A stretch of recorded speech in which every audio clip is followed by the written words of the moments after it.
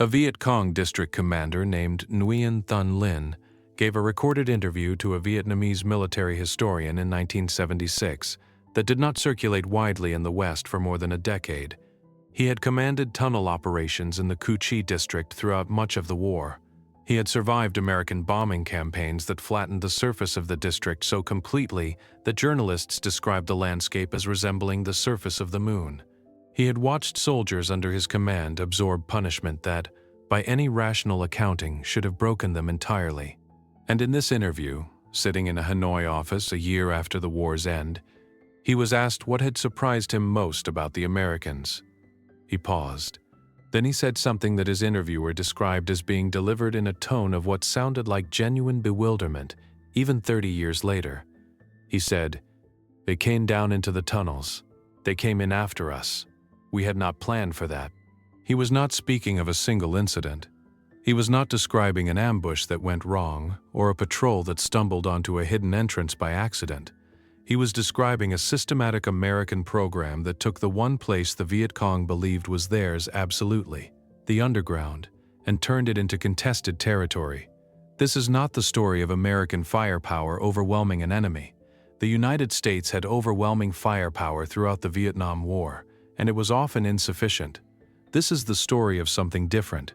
This is what happened when a small group of American soldiers decided to take the war somewhere no army in history had seriously attempted to take it before, and what that decision did to the men on the other side who had built their entire strategy around the assumption that the underground was safe. To understand why the tunnels mattered so deeply, you need to understand what they represented. The tunnel system beneath Cu Chi district in Tay Ninh and Binh Duong provinces was not a wartime improvisation. Construction had begun during the French colonial period, some portions of it as far back as the late 1940s.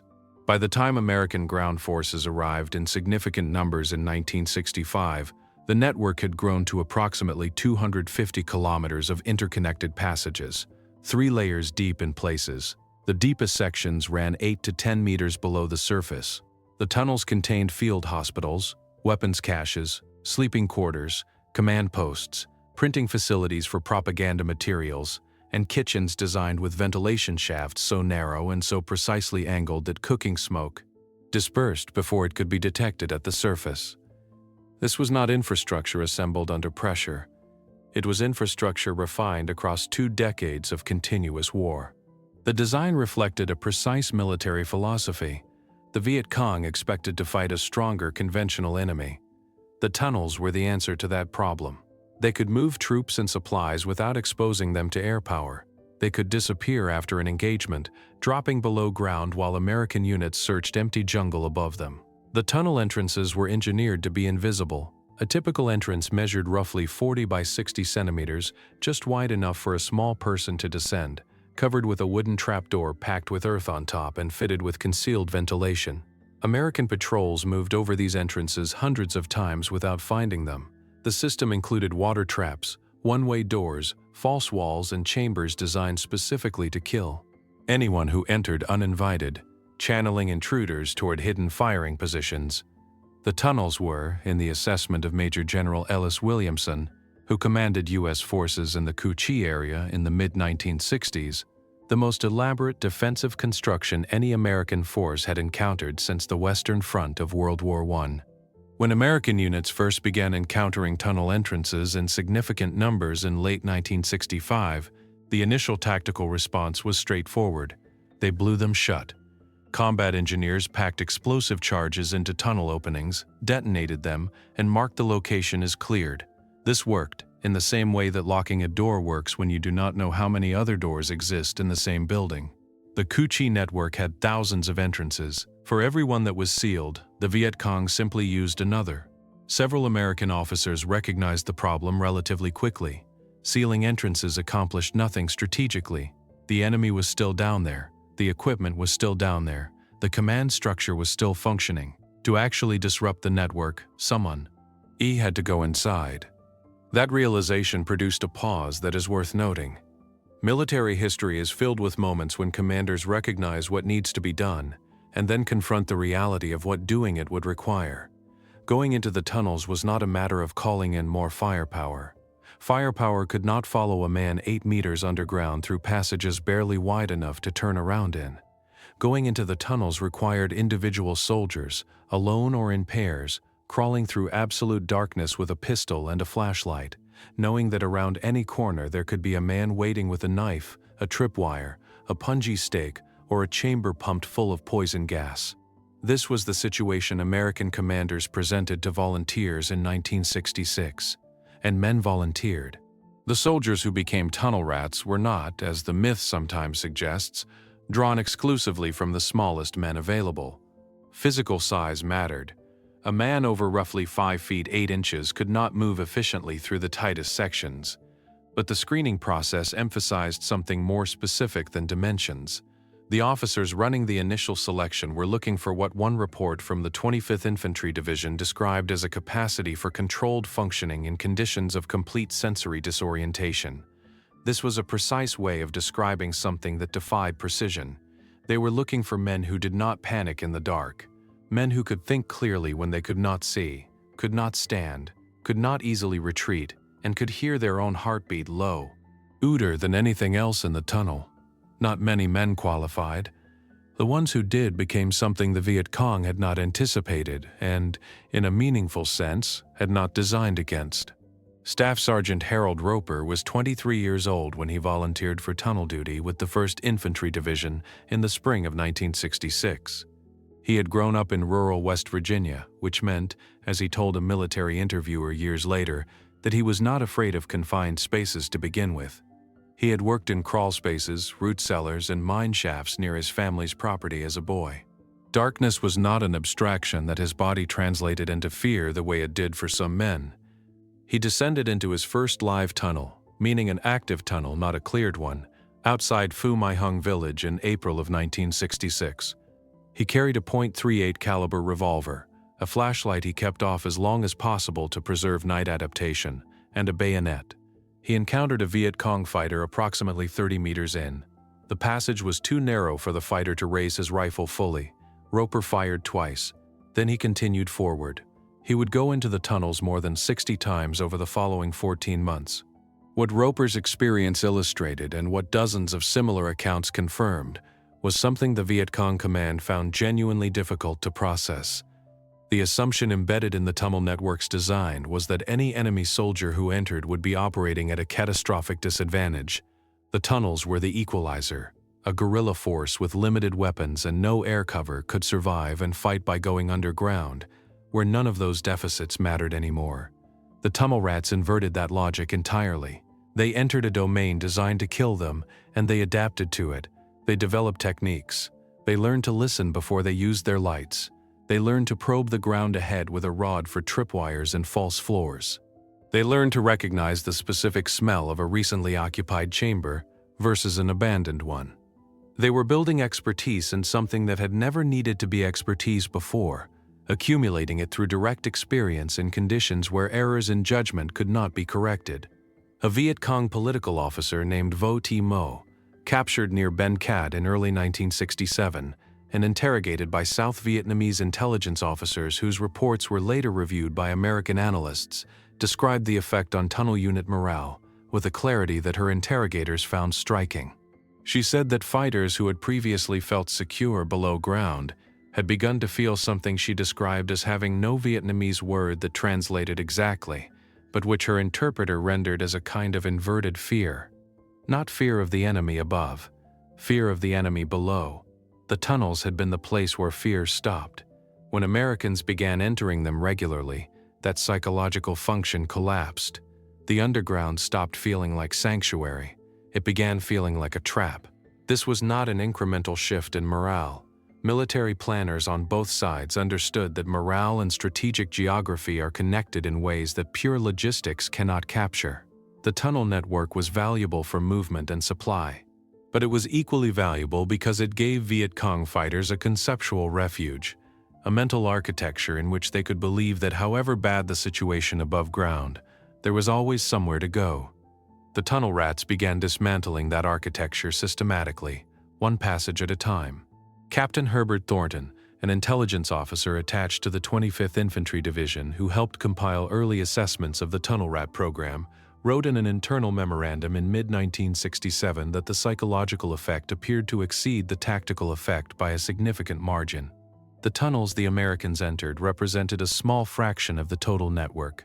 But the knowledge that any tunnel entrance might now lead to an American soldier inside was, in his assessment, worth more than the physical disruption those entries caused.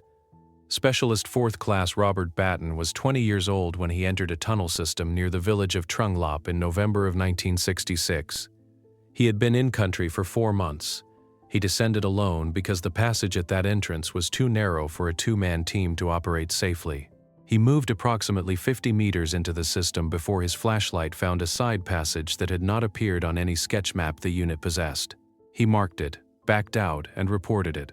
The passage led to a complex containing 2 tons of rice, a functioning field radio, and documents identifying the location of 3 additional tunnel entrances that American patrols had been searching for without success for 6 weeks. He was recommended for the Army Commendation Medal. He went back into tunnels the following week, and the week after that. When asked years later what it felt like to be alone in a tunnel with the light off, he said, "I wasn't thinking about being afraid. I was thinking about what came next." That sentence reflects the same prior decision the paratroopers at Bastogne described when asked about their own mental state under siege. A choice, made before the moment of danger, about what the mind would be permitted to focus on. The Viet Cong response to the tunnel rat program evolved as the program itself evolved. Initial guidance from district commanders assumed the problem would resolve itself. The tunnels would kill the Americans who entered. The design was supposed to guarantee that outcome. When it did not, when tunnel rats began emerging, reporting on what they had found, and returning, the response shifted to active countermeasures. Viet Cong fighters were assigned to remain in specific tunnel sections during American operations, positioned at choke points with orders to engage any intruder. Additional booby traps were laid. Scorpions and bamboo vipers were left in sealed containers in tunnel chambers, opened by tripwires. Sections were deliberately flooded to create oxygen-depleted passages that would incapacitate a man before he recognized what was happening. These measures killed and wounded tunnel rats. The program was genuinely dangerous.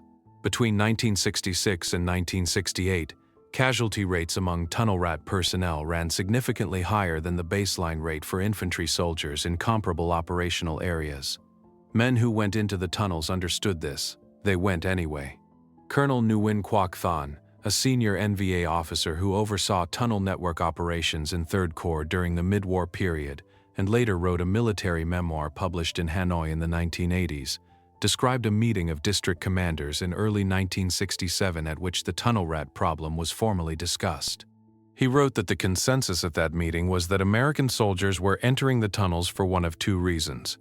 Either they were receiving extraordinary inducements, in other words, they were being paid or coerced, or there was something wrong with the specific individuals being selected, some defect that made them unsuitable for rational self-preservation.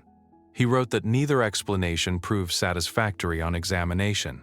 The tunnel rats, as far as anyone could determine, were volunteers, ordinary soldiers.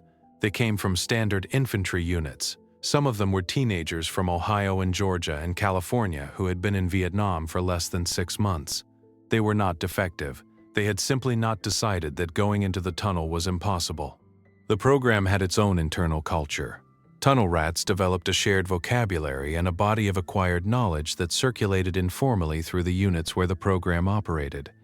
They traded information about how Viet Cong tunnel design varied between districts, about which entrance configurations were most likely to conceal an active occupant, about how to move through flooded sections using shallow breathing and slow movement to conserve oxygen in a low passage. They were, in a meaningful sense, becoming specialists in a form of combat that had no precedent and no training manual, constructing expertise from the accumulated experience of men who had gone in before them and come back out. This is what military historians mean when they use the phrase adaptive innovation under fire. It is a formal way of saying that men who were not supposed to be able to do something figured out how to do it by doing it until they understood it. The broader context matters here. The Cu Chi tunnels were not ultimately cleared in the way American commanders initially hoped. The network survived the war, damaged and degraded but functionally intact in many sections, and portions of it remain accessible as a historical site today. From a purely operational standpoint, the tunnel rat program did not eliminate the underground threat. What it did was more ambiguous and in some ways more consequential. It demonstrated to both sides that there was no domain in this war that was categorically closed to American soldiers willing to enter it. The Viet Cong had understood the war as having a specific vertical geography. Above ground belonged to American firepower and mobility. Below ground belonged to them. The tunnel rats did not erase that geography. They made it unstable. They introduced uncertainty into the one place the Viet Cong had designed specifically to be free of it. Pham Van Coy was a Viet Cong sapper who operated in the Cu Chi district from 1965 through 1968. He survived the war and gave a series of interviews to a Vietnamese documentary project in the early 1990s. He was asked about the tunnel rats specifically. He said that when he first heard Americans were entering the tunnels, he assumed it was rumor, the kind of story that circulates in any army to explain losses that are otherwise hard to account for.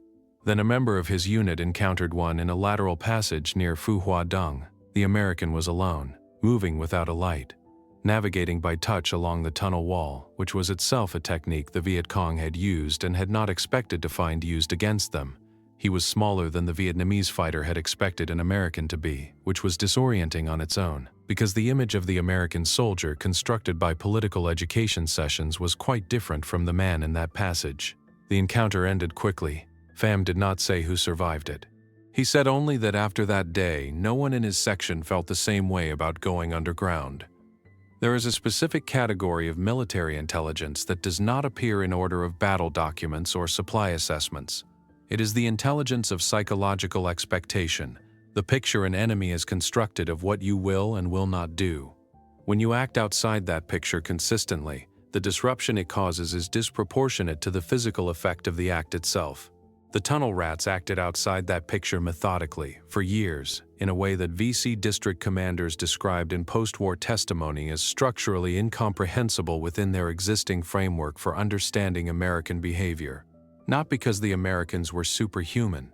Because the Americans were willing to do something the VC had decided no rational soldier would choose to do, and the VC had built their entire underground strategy on that assumption holding.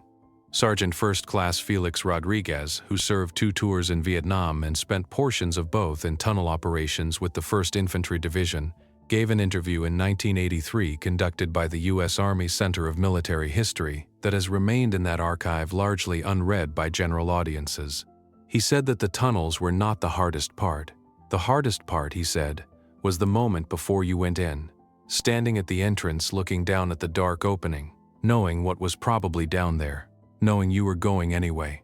He said that once you were inside, there was no room left for the feeling. There was only the passage and what came next in it. He went into tunnels on 31 separate occasions during his 2 tours, wounded twice underground. He said he would have volunteered again. Nguyen Thanh Linh, the district commander whose words opened this account, said something further in that 1976 interview that his interviewer initially omitted from the published summary because it seemed too unadorned to merit inclusion. He was pressed on it in a follow-up session. He said that what confused him was not the tactic itself. Armies improvise. Armies find ways into places that other armies assumed were closed to them. What confused him was that the soldiers doing it were not, as far as he could determine, special in any way visible from the outside. They were not larger. They were not equipped with technology his fighters could not counter. They had simply decided to do something that his commanders had concluded could not be done by any soldier who retained a normal relationship with self-preservation. He sat with that observation for a moment in the interview. Then he said, in a tone his interviewer described as something between respect and a kind of exhaustion that had not fully left him even 30 years on, that perhaps the most dangerous quality in an enemy is not what they are capable of doing. It is what they are willing to do when you have given them no rational reason to believe it will work.